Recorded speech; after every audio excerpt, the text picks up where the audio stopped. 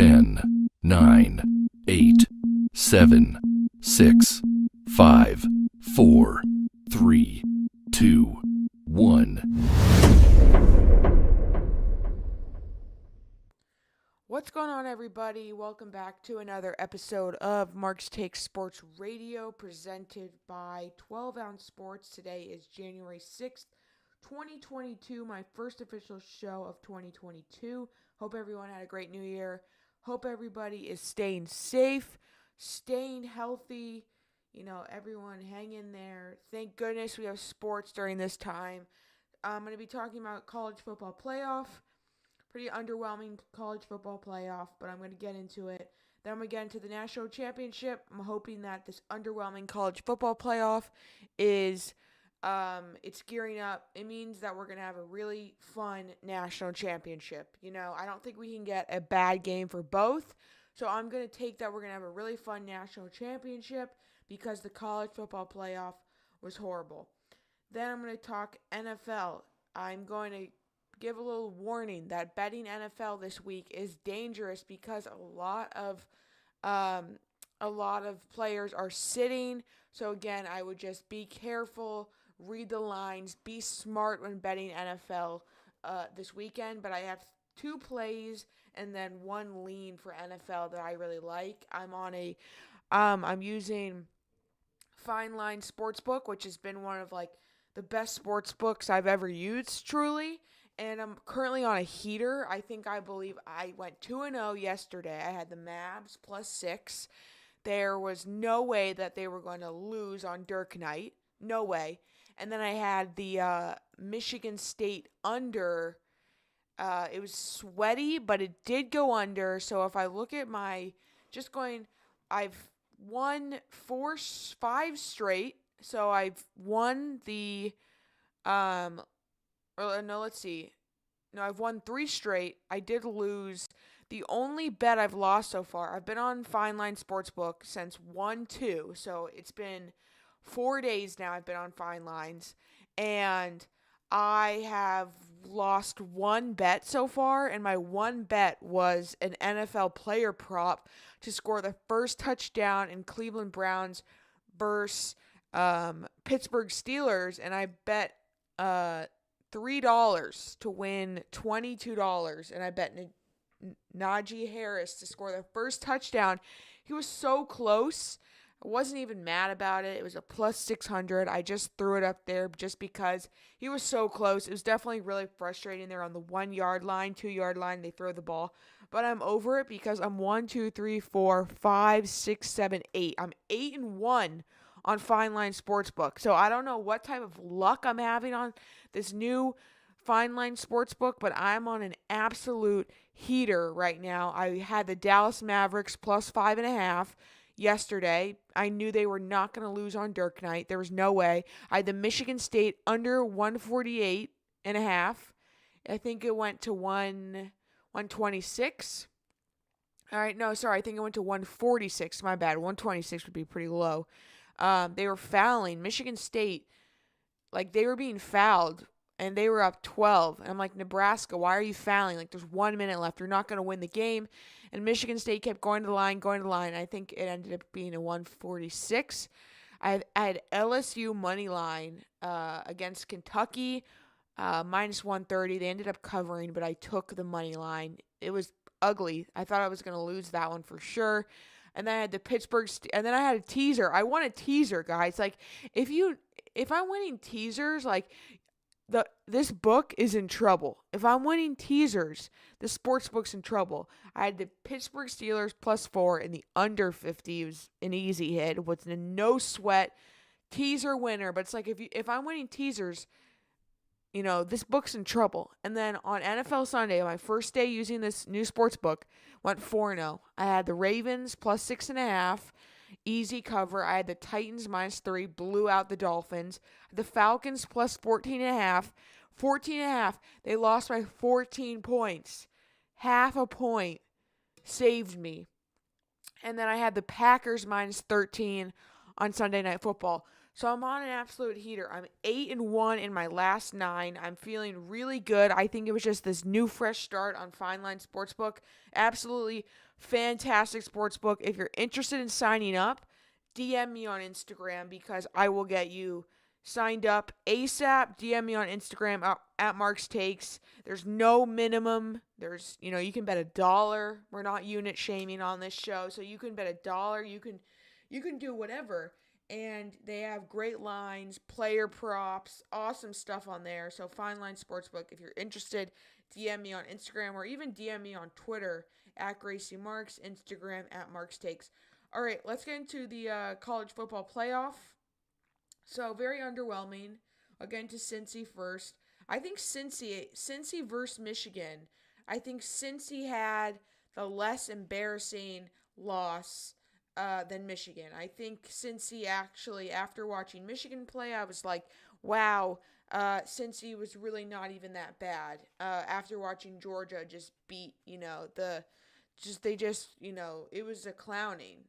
It was honestly more than a clowning, but I was like, honestly, Cincy didn't even look half bad.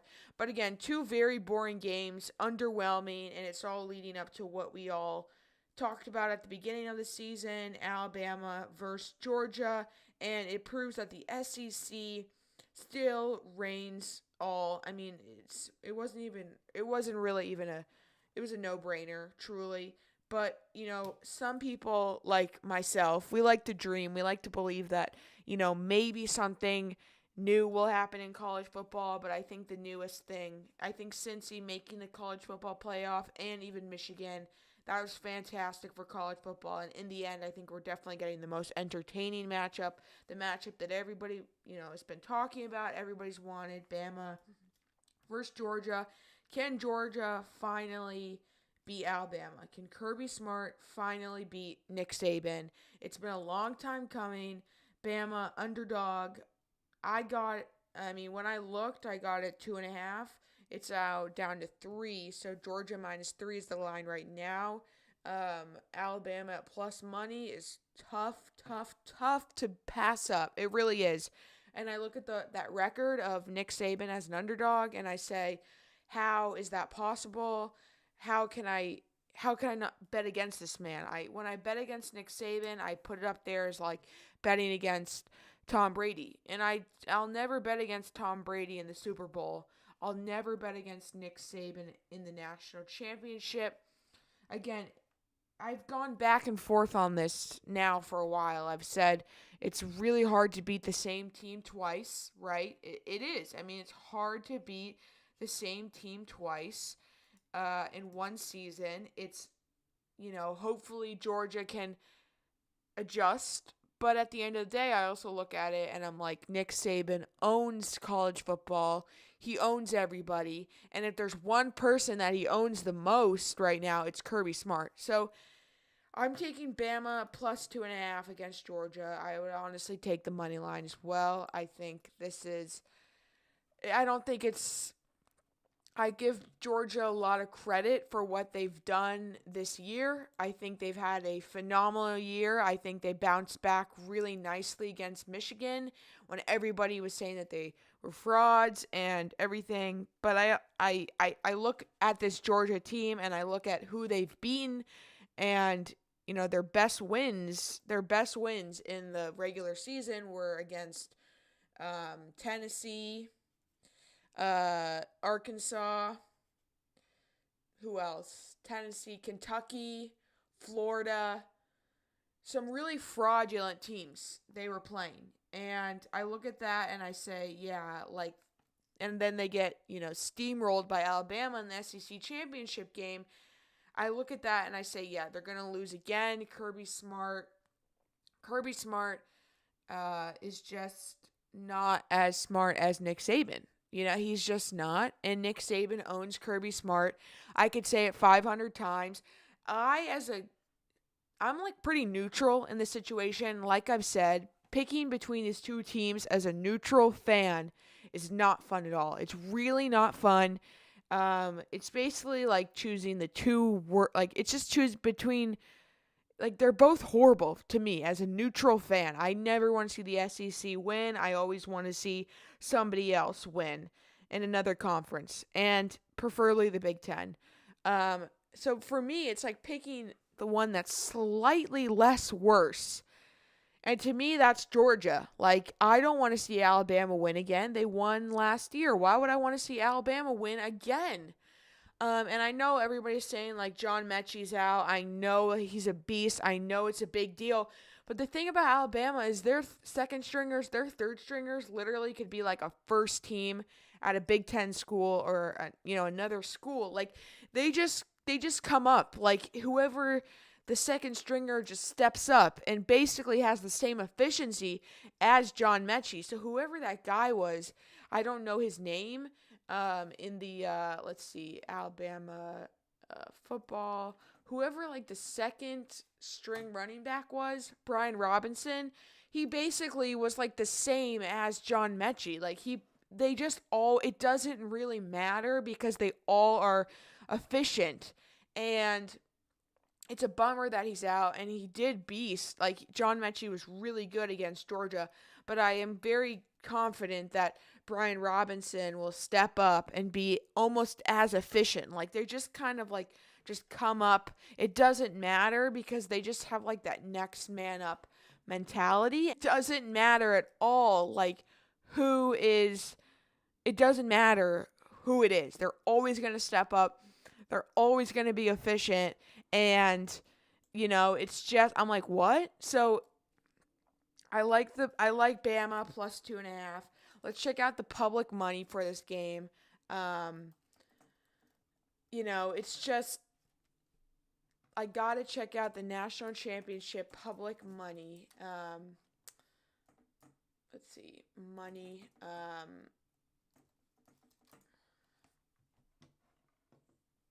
Gotta go on Action Network.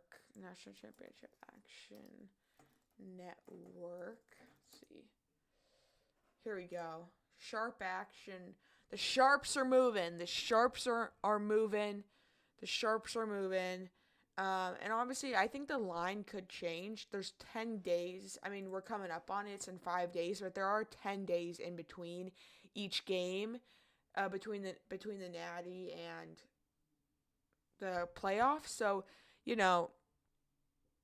let's see, Georgia plus 120. I know a lot of people that have big Georgia futures that were placed almost a year ago that are going to be sweating out. They're going to be sweating out. Mattress Mac bets more than $1 million on Alabama versus Georgia in national championship. Mattress Mac he bet on Alabama to beat Georgia in the college football playoff. Let's go. The money line. Yeah, honestly, I'm going to probably sprinkle the money line as well. Like, that's something I want to do, is sprinkle the money line. If I'm going to root for Bama for, money sakes, for my bet sakes, I want to go all in on Bama. Taking the spread is kind of a wussy move, in my opinion. Like, plus 2.5, they're going to win the game, I think, if it's at plus 2.5. So you might as well take the plus money at 125. Games in Indy, I don't think that really has any effect on home field advantage. I think it's going to be pretty split down the middle. They're both going to travel well. And I think if the line is that tiny at Bama plus 2.5, I guess it's at 3 now, so maybe you could get a push if someone, won in a field goal, but no one wants a push on the Natty. Like, if you're going to get Bama as an underdog, I think you might as well just take them as the money line, get the plus money. Plus 125 odds is great odds. He placed a $1.2 million bet on a plus 125 odds. So he would collect like 1.5 million, I think. Mattress Mac is like coming off an L too. Like, he bet $3 million on the Astros to win the World Series, and the Astros lost. So, he's a little, he may be on a cold streak, but there's another bettor that put 300,000 on Bama.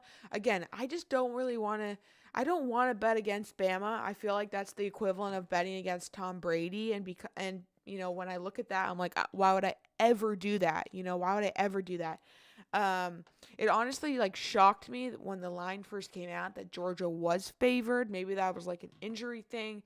But yeah, so I'm going to take Bama plus 2.5. I'm also going to sprinkle the money line. The money line, honestly, may be just a regular 1-unit play. But for right now, I have Bama plus 2.5 as a 1-unit play officially. I'm not betting against Nick Saban, period. End of discussion. Like I said, as a neutral fan, I would want Georgia to win, but as a smart professional sports bettor, I'm taking Bama plus 2.5. All right, let's get into the NFL slate. Good slate. Final week of the NFL season, a regular season. Can you believe it? It's absolutely flown by. It's insane how fast it's been, and some good games. We're capping off the season with the Raiders Chargers. Winner is in. It's basically like the NBA play-in game. Win and you're in for the Raiders Chargers game in Vegas Sunday Night Football. It doesn't get any better than that. But for right now, I have my first play, which is going to be the Niners plus 5 against the Rams. Long story short, the Niners own the Rams. They own the Rams. Shanahan owns Sean McVay. I forgot his exact record. Let me look it up. But he absolutely owns Sean McVay. Let's see. Is it Kyle Shanahan? Yeah, Kyle Shanahan versus Sean McVay. Let's see. Yeah, Kyle Shanahan owns Sean McVay. Let's see. Where's like the head-to-head? 1 month ago, the Niners absolutely smashed the Rams on Monday Night Football. Sean McVay, and also they used to be on the staff together. For the Washington football team. But yeah, so basically, the Niners kind of have been owning the Rams. I'm a Rams fan. I'll admit it. They own us, and Matthew Stafford's a fraud. We all know that he's a fraud. We all know that he's a fraud. And he's been throwing pick sixes, every single game. He throws a pick six every single game. This Niners team, they're hungry because I'm pretty sure if they win, they're in as well. The Rams win, and they win the NFC West. So there's high stakes for both teams here, but I think, the Niners, they win, they're in. They're a solid team. They have Debo playing well. I'm not sure what's the status on their quarterback situation, but, even Trey Lance plays. He was looking really good last week. So I like the Niners plus 5 versus the Rams. I'm pretty sure that it's definitely, I think people are slamming the Niners. So I think it honestly, let's see. Yeah, so now we're at the Niners plus 4.5. I would still play that. I think it's going to be a field goal game.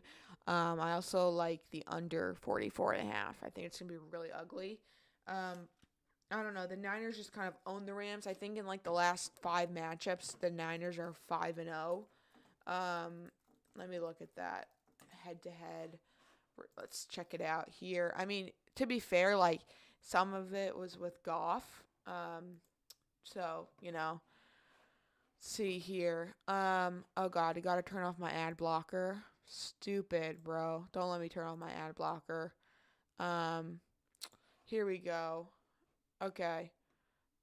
Let's see. Yeah, so 11/15/2021, Rams 10, Niners 31. That was a clowning. 2020, the Niners won. In 11/29/2020, 10/18/2020, the Niners won. 2019, the Niners won again. So they've won the last 5 games. Because in 2019 as well, the Niners won 20-7. To be fair, some of that was with Goff, but the Rams have not beaten the Niners since December 30th, 2018. So they own us. Kyle Shanahan owns Sean McVay. And yeah, so I'm going to take the Niners plus 5. It's just like a gut pick where I'm like, the Niners own us. We always play like shit against the Niners. It's not going to be a different story. You cannot count on Matthew Stafford to show up in big games like this. You cannot at all. And I don't know, something about the Niners, they just own us. They get in our heads. They own us every single game. So, I'm expecting a clowning. I'm expecting Stafford to show up. We'll see. My next play is the Raiders +3. So this is the finale, the grand finale. This is the Sunday night football game from Vegas. Win and you're in. I like the Raiders +3. They're going to be at home.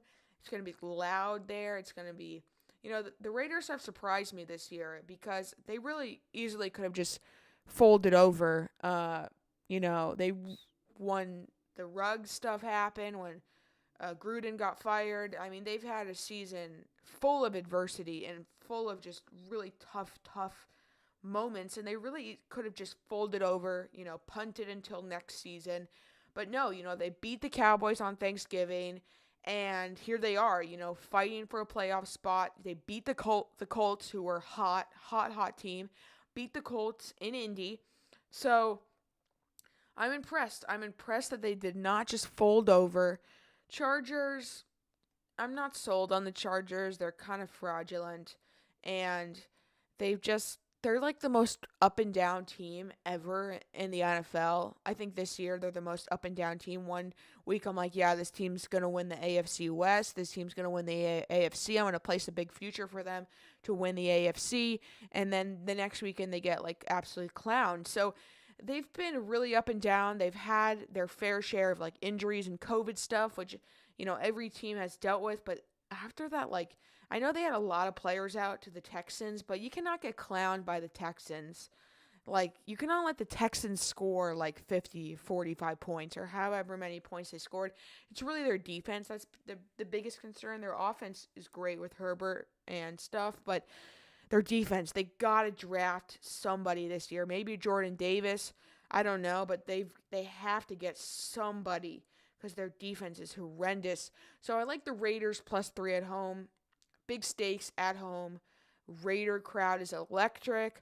Hopefully we get the good Derek Carr to show up. You never know what version of him you're going to get, but I do like the Raiders +3 Sunday night. I'm excited for that. I really am. I think it should be a really exciting cap off to the season, great season, and there's nothing better than a win and you're in. It's basically a playoff game to get into the playoffs, and it's like a play-in. Like the NBA was doing that stupid play-in shit, so it's basically a play-in game. Should be fun. It's kind of nice to watch. It's just like a neutral fan, but I do like the Raiders +3.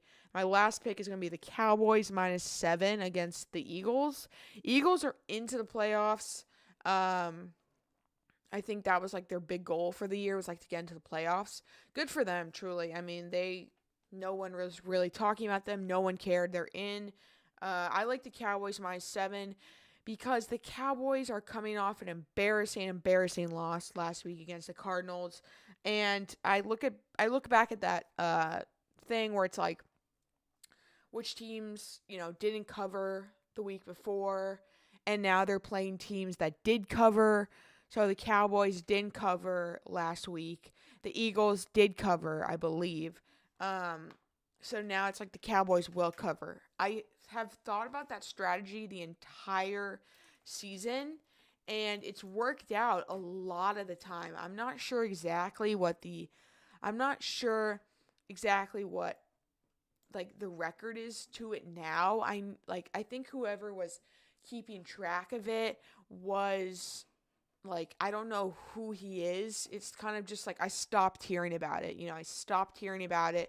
And then so Philly did cover, did they? Or I guess they pushed last week because it was 4. It was -4 and they won by 4. So I guess it was like a push. But I like the Cowboys to bounce back against the Eagles. I don't care that it's in Philly. I think they're going to come in and just steamroll the Eagles. Really set the tone. Like they're going to be in the playoffs first time in a while. I think they're going to come in, set the tone in Philly, and I actually don't think Philly like really cares because they're in the playoffs. Like that was their big goal. And so I'm taking the Cowboys -7. That was my lean play. So the Niners +5 is a 1-unit play. Raiders +3 is a 1-unit play, and then the Cowboys the lean. I'll probably place half a unit on the Cowboys -7, but I do think they're going to bounce back. I think they're going to bounce back strong. I'm expecting some good things, But if you look at that stat about teams who did cover, who didn't cover, um, the Patriots covered against the Jaguars in week 16 or 17, and the Dolphins did not cover against the Titans. So I look at that and I say, okay, the Dolphins are going to cover the +6.5 against the Patriots. But I don't know. It's very hard to do this week with the who's out, who's in. We don't care about this week because we're already in the playoffs type stuff. So I I am tempted to take the Dolphins +6.5. Their playoff, I'm pretty sure they're done. They're not in the playoffs, but I don't think. I think they would have some enjoyment in sending the Patriots home with an L on the final week of the regular season. It's a divisional matchup, so I'm tempted to take the Dolphins +6.5. I go down the list kind of and really look at which teams covered, which teams didn't cover, and kind of how they line up. But again, be careful with the who's out, who's in. So let's get into my official card one more time. Bama +2.5. Money line as well. Niners +5 against the Rams. Raiders +3 against the Chargers. Cowboys -7. That's a lean play for half a unit. So we're going to stay hot. 8-1 in my last 9. We're going to stay hot all the way to the Natty. All the way to the Natty. I'm feeling confident. And so let me know your guys' best bets for the week. What's going